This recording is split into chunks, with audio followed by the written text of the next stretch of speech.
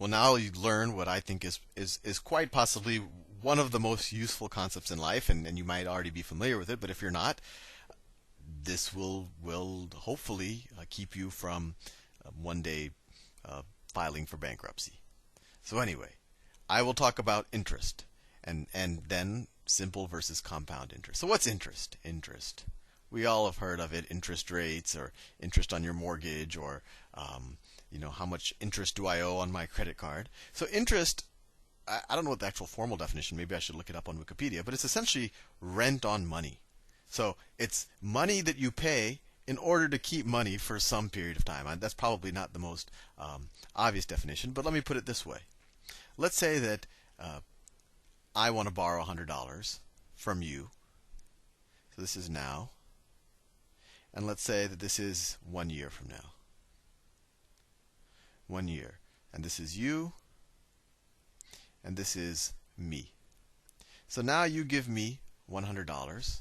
And then I have the $100, and a year goes by, and I have $100 here. And if I were to just give you that $100 back, you would have collected no rent. You would have just got your money back. You would have collected no interest.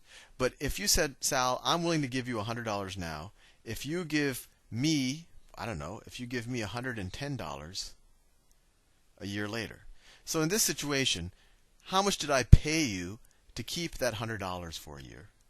Well, I'm paying you $10 more, right? I'm returning the $100. I'm returning the $100, and I'm returning another $10. And so this $10, this extra $10 that I'm returning to you, is essentially the fee that I paid to be able to keep that money and do whatever I wanted with that money, and maybe save it, maybe invest it, do whatever, for a year. And that $10 is essentially the interest. And a way that it's often calculated is a percentage of the original amount that I borrowed. And the original amount that I borrowed in fancy banker or finance terminology is just called principal. Principal. Principal. So in this case, the rent on the money or the interest was $10. And if I wanted to do it as a percentage, I would say 10 over the principal, right? Which over 100, which is equal to 10%. So you might have said, "Hey Sal, I'm willing to lend you $100 if you pay me 10% interest on it." So 10% of $100 was $10. So after a year, I pay you 100 plus the 10%.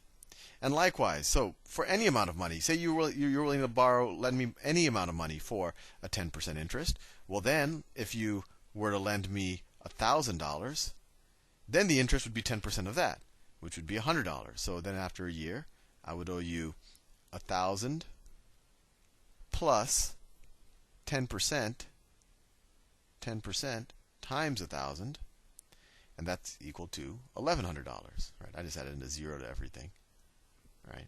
In this case, $100 would be the interest, but it would still be 10%. So let me now make a distinction between simple interest and compound interest.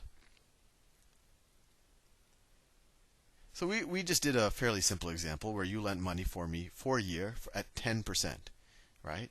So let's say that someone were to say that my interest rate that they charge, or the interest rate they charge to other people is, 10% is a good number. 10% per year. And let's say I'm going to borrow the principal that I'm going to borrow from this person. The principal I'm going to borrow is $100. So my question to you, and maybe you want to pause it after I pose it, is how much do I owe in 10 years? How much do I owe in 10 years? So there's really two ways of thinking about it. You could say, okay, I start in years at time 0. Like if I just borrowed the money and I just paid it back immediately, I would just pay, it'd be $100, right? I'm not going to do that. I'm going to keep it for at least a year. So after a year, just based on the example that we just did, I could add 10% of that amount to the $100, and I would then owe $110. And then after 2 years, I could add another 10% of the original principal, right? So every year I'm just adding $10. So in this case, it would be $120. And in year 3, I would owe $130. Essentially, my rent per year to borrow this $100 is $10, right? Because I'm always taking 10% of the original amount. And after 10 years, because each year I would have had to pay an extra $10 in interest.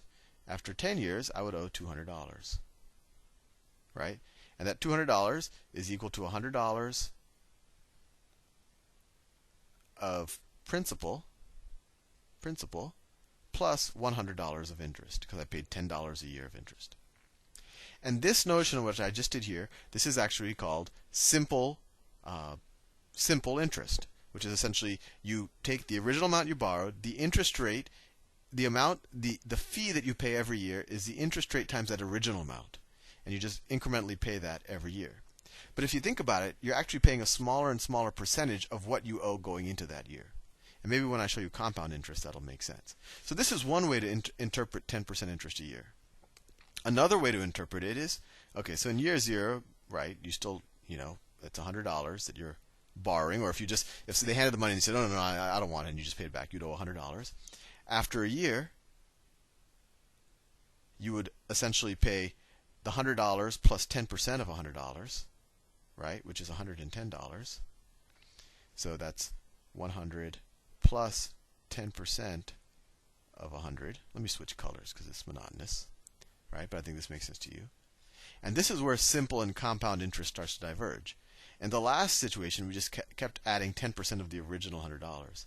In compound interest now, we don't take 10% of the original amount.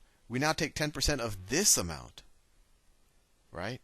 And so what are we doing so now we're going to take the original, we're going to take $110 is going to be our new, you can almost view it as our new principal. It's like this is how much we owe after a year, and then we would re-borrow it, right? So now we're going to $110 plus 10% times 110, right? And that is equal to, you could actually undistribute the 110 out, and that's equal to 110 times 110. You can actually actually 110 times 1.1, right? And so that equals, and actually I could rewrite it this way too. I could rewrite it as 100 times 1.1 squared, and that equals what's $121. And then in year 2, this is my new principal. This is 121. This is my new principal. And now I have to, in year 3, so this is year 2. I'm taking more space, so this is year 2. And now in year 3, I'm going to have to pay the $121 that I owed at the end of year 2, plus 10% times the amount of money I owed going into the year, $121. And so that's the same thing. We could put parentheses around here. So that's the same thing as 1 times 121 plus 0.1 times 121. So that's the same thing as 1.1 times 121. Or another way of viewing it, that's equal to our original principal times 1.1 to the third power. And if you keep doing this, and I encourage you to do it because it'll really give you a hands-on sense, at the end of 10 years, we will owe, or I forgot who's borrowing from whom, $100 times 1.1 to the 10th power. And what does that equal? Let me get my spreadsheet out. Let me just pick a random cell. So plus 100 times 1.1 to the 10th power. So $259 and some change. $259.